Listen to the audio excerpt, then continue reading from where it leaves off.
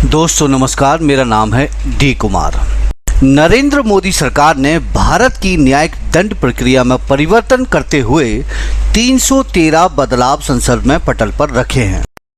गृह मंत्री अमित शाह ने ये 3 बिल शुक्रवार को संसद में पेश किए। इसके तहत आईपीसी को भारतीय न्याय संहिता कहा जाएगा, वहीं सीआरपीसी को भारतीय नागरिक संहिता के नाम से जाना जाएगा। गृह मंत्री अमित शाह ने कहा कि तीनों कानूनों को रिप्लेस करके इनकी जगह 3 नए कानून जो बनेंगे उनकी भावना होगी भारतीयों को अधिकार देने की, और इन कानूनों का उद्देश्य किसी को दंड देना नहीं होगा।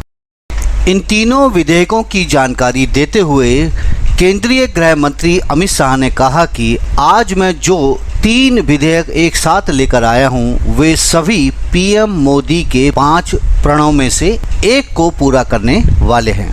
इंडियन पिनल कोड 1860 की जगह अब भारतीय न्याय संहिता 2023 होगा।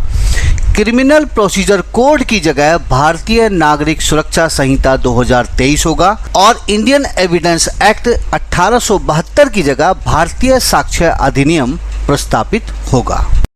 लोकसभा में बोलते हुए गृह मंत्री ने कहा कि इन तीनों कानूनों को रिप्लेस करके इनकी जगह 3 नए कानून जो बनेंगे उनकी भावना भारतीयों को अधिकार देने की होगी। इन कानूनों का उद्देश्य किसी को दंड देना नहीं होगा, इसका उद्देश्य होगा लोगों को न्याय देना।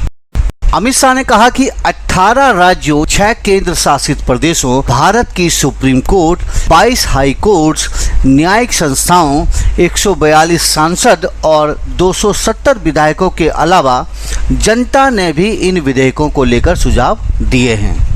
इन विधेयकों को लेकर हमने 4 साल तक गहन अध्ययन किया, गहन विचार किया और काफ़ी चर्चा हुई। हमने इस पर 158 बैठकें की हैं। इसके अलावा सदन के पटल पर गृह मंत्री ने कहा कि जो लोग अपनी गलत पहचान बताकर किसी महिला के साथ यौन संबंध बनाते हैं, उन पर भारत में पहली बार नई दंड संहिता के तहत मुकदमा चलाया जाएगा। विस्तार से बताते हुए गृह मंत्री अमित शाह ने कहा, नए प्रावधानों के तहत अब पहचान छिपाकर किसी महिला से शादी करने, पदोन्नति और रोजगार के झूठे वादे के तहत यौन संबंध बनाने पर 10 साल तक की कैद हो सकती है। और दोस्तों, लोकसभा में पेश विधेयक में पहली बार इन अपराधों को लेकर एक विशिष्ट प्रावधान का प्रस्ताव किया गया है। नए प्रावधान में ऐसे अपराध का भी जिक्र किया गया है जिसे कई सत्तारूढ़ दल के नेताओं द्वारा लव जिहाद का नाम दिया गया है। वहीं एक्सपर्ट्स का मानना है कि नए प्रावधान को लव जिहाद पर लगाम के तौर पर भी देखा जा रहा है, क्योंकि इस तरह के कई मामले सामने आए हैं जिनमें आरोपियों ने अपनी असली पहचान छिपाकर छलपूर्वक महिलाओं के साथ वारदात को अंजाम दिया है। आईपीसी अर्थात इंडियन पिनल कोड, जिसे हिंदी में भारतीय दंड संहिता भी कहा जाता है, पर बात करते हुए गृह मंत्री अमित शाह ने कहा कि अब भारतीय दंड संहिता आईपीसी को भारतीय न्याय संहिता अर्थात बीएनएस के नाम से जाना जाएगा।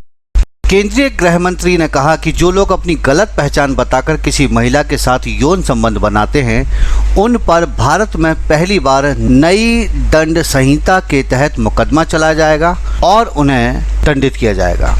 शाह ने कहा कि इस विधेयक में महिलाओं के खिलाफ अपराध और उनके सामने आने वाली कई सामाजिक समस्याओं का समाधान किया गया है।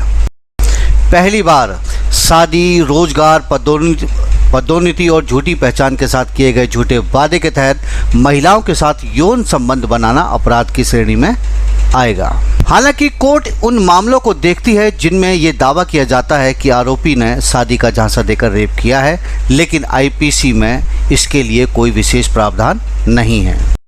नए कानून में स्पष्ट रूप से कहा गया है कि अगर कोई पुरुष धोखेबाजी का सहारा लेकर महिला से शादी करने का वादा करके यौन संबंध बनाता है तो यह अपराध माना जाएगा।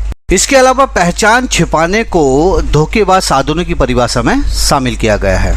यहाँ पर मैं आपको यह बताता चलूं कि किसी महिला के साथ यौन संबंध बनाने के लिए अपनी धार्मिक पहचान के बारे में झूठ बोलने वाले व्यक्ति को भी कानून के दायरे में लाया जाएगा।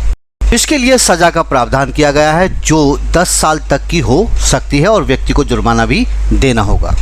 नए प्रावधान में यह भी कहा गया है कि धारा 69 अर्थात 69 के तहत जो कोई भी धोखे से या किसी महिला से बिना किसी इरादे के शादी का वादा करता है और यौन संबंध बनाता है तो ऐसा यौन संबंध रेप के अपराध की श्रेणी में नहीं आएगा। इसमें किसी एक अवधि के लिए कारावास से दंडित किया जाएगा, जिसे 10 साल तक बढ़ाया जा सकता है और जुर्माना भी लगाया जा सकता है। धारा 69 अर्थात 69 को धोखाधड़ी से रोजगार या पदोन्नति का झूठा वादा, प्रलोभन या पहचान छिपाकर शादी करने के रूप में परिभाषित किया गया है। जहां एक और भारतीय दंड संहिता में ऐसे अपराध से निपटने के लिए कोई विशिष्ट प्रावधान नहीं था, वहीं आईपीसी की धारा 90 के अनुसार अगर किसी महिला को तथ्य की गलत धारणा है तो यह नहीं कहा जा सकता कि उसने यौन संबंध के लिए सहमति दी है।